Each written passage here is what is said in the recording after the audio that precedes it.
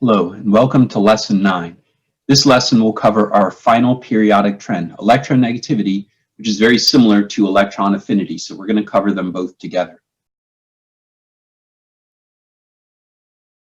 If you look at the definition for electronegativity, the tendency of an atom to attract a shared pair of electrons, you'll notice something that doesn't participate in a bond is a noble gas. And for that reason, when we study the chart below, you'll notice the absence of noble gases at the end of each period. Let's have a look at the trend that we observe within a group on the periodic table. So, studying the table below, you'll notice there is no value for helium.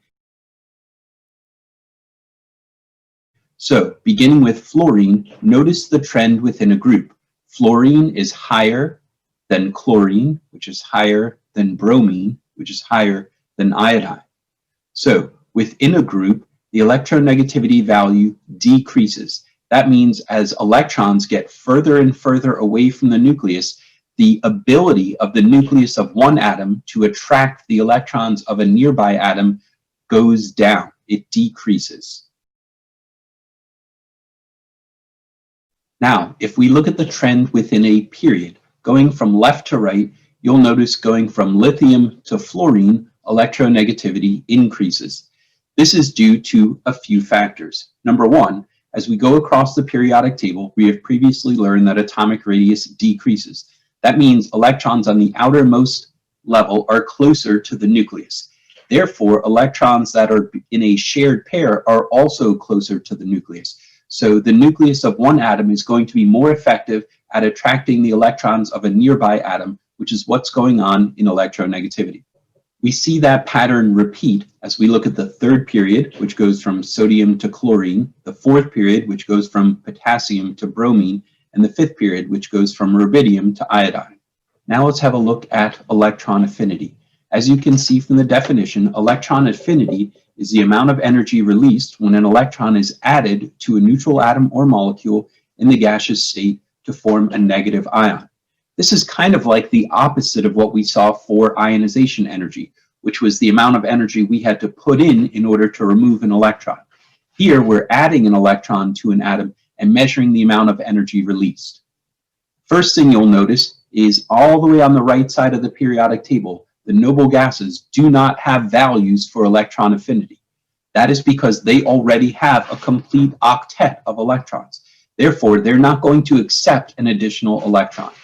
You may also notice that group 2 elements on the periodic table do not have values for electron affinity. And that is because group 2 elements have a completely filled s sublevel. Therefore, they're less likely to attract an electron. No value is present for the electron affinity for group 2 elements. Because electronegativity and electron affinity exhibit the same pattern, we're going to look at them together. Let's have a look at the trend for electron affinity and electronegativity within a group. As you will notice, electronegativity and electron affinity both increase from bottom to top. This applies for 2 reasons. You probably have heard these reasons before because they're the same reasons that we use to explain ionization energy.